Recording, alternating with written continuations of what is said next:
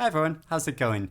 I've talked in the past about the special challenges that big books present to readers because even if you're a passionate lover of literature, it can be quite intimidating reading a really big book because you know how much time it's going to take you and how it'll prevent you from reading a lot of other books, but how also if you really love it, you'll never want it to end and it can become one of, your favorite books of all time. So I have a number of books that I want to read before the end of the year, and I'm partly making this video as like motivation for myself to actually get to reading some of these books and finally getting to read them. So I'm going to talk through them and yeah, how I think they sound really exceptional and ones that'll be really worth the time of actually reading this. And I classify a long book as any book over 500 pages because yeah, I just feel like that's quite a long book to read. And so the first book is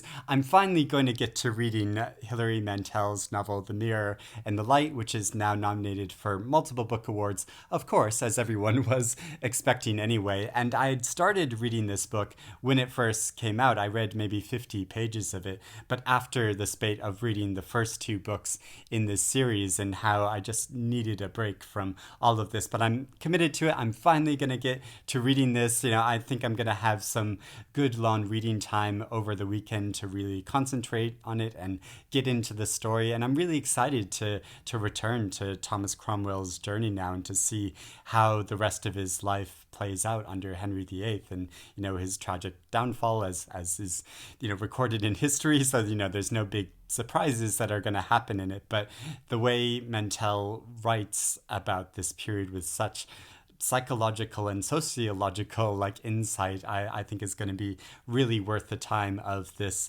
880-page book.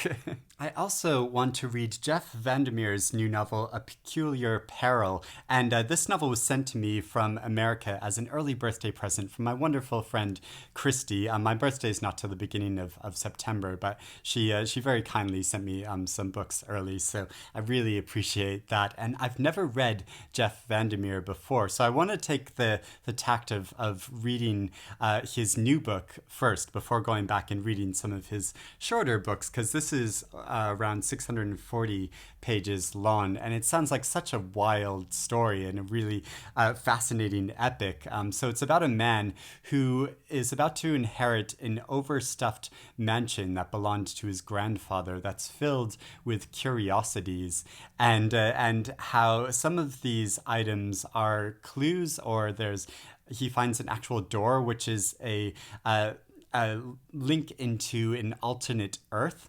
where all sorts of wild things happen, like rabid chipmunks fall from the sky, and there are talking vegetables, and yeah, all sorts of sort of crazy, absurd things. And and I've I don't know if this is sort of emblematic of this author's style, or if this is a slightly departure from his style. I mean, I know he writes about these kind of fantastical worlds or situations. So yeah, I'll be really curious and excited to read this. And I love how there's these fun illustrations in the beginning of it of these running vegetables. So yeah, I think that's really cute, and there's a number of these illustrations I think throughout the book, and I also love how it says, if you choose to proceed into this world, you must repeat the following: I have been warned, and the risk is mine. Long live Squishy. Then I have a brand new novel directly from the publisher Galley Beggar Press, because Galley Beggar Press is such a fantastic independent publisher that published one of my favorite, actually my absolute favorite book from last year, which was also a big book, Ducks Newburyport by Lucy Ellman. So this new novel they've published is called Mordu by Alex Pheby. It's 616 pages long, and it's meant to be the first book in a trilogy, and I think it's quite exciting to start out on a proposed trilogy, and yes, from the very beginning.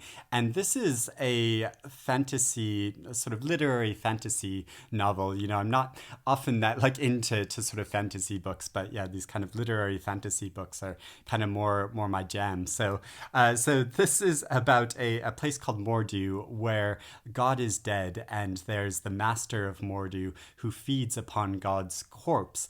And it's about a boy who lives in this sea-battered city in impoverished conditions, and his family sort of eke out an existence by searching through buried treasures in the living mud, and how his parents sell him to the master of Mordu, who lives in the catacombs of this city, and how then it sort of follows his journey living with the master of Mordu. So I've heard really great things about this book, and it just sounds like a really imaginative new series that I'd like to get in on from the very beginning. I also have the novel XX by Rian Hughes, and this is described as a novel graphic rather than a graphic novel. And I heard the author discussing this novel at a publisher's event at the beginning of this year, before lockdown and the pandemic happened. And it sounds like such a fascinating book, but also one that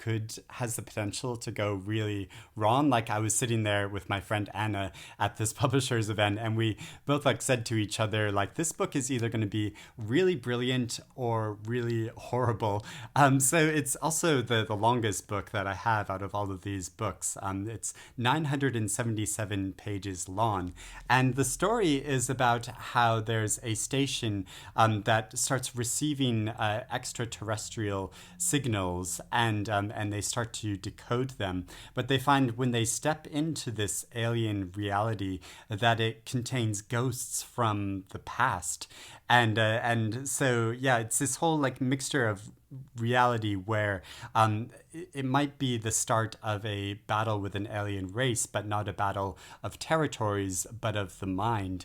And I like how it's sort of stepping into that whole mental space of reality, and so it's that sort of looking at humankind and existence from this different perspective, and writing the story, it uses this whole mixture of mediums. So there's sort of traditional narrative, but there's also letters and articles, scientific articles, and photographs, and different reports, and so it's this whole mixture of styles and photographs to create this story, and I really like novels that use this whole mixture of styles to tell a story. But like I said, it could go really wrong. So I think this is a book that I'll start and I'll see how it goes, and then feel out whether I want to continue with it or not. And then finally, I have not one novel, but it's a sequence of novels by Colette, which is the complete Claudine novels, which are her most autobiographical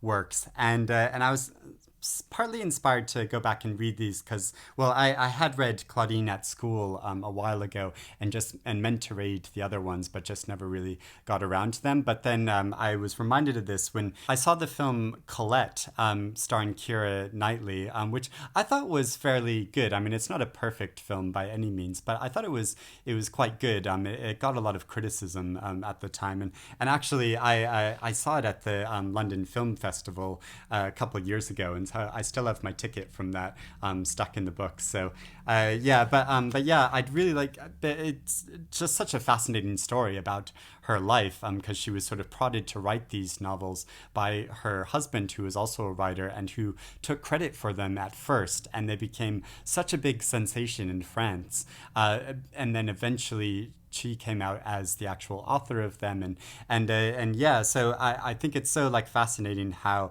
the stories of the book also sort of mirror her experiences and sort of coming of age and coming into her own as an independent woman, and so it's a sort of sequence of autobiographical coming of age tales, and I think it'll just be such a pleasure to read going into the autumn months. So those are the big books that I want to read before the end of the year. I've set myself this challenge. I hope to get to all of them, but let me know if you've read any of these and if you have any thoughts about them, but also if you have any big books that you want to read before the end of the year as well. And it'll be fun to discuss those in the comments below.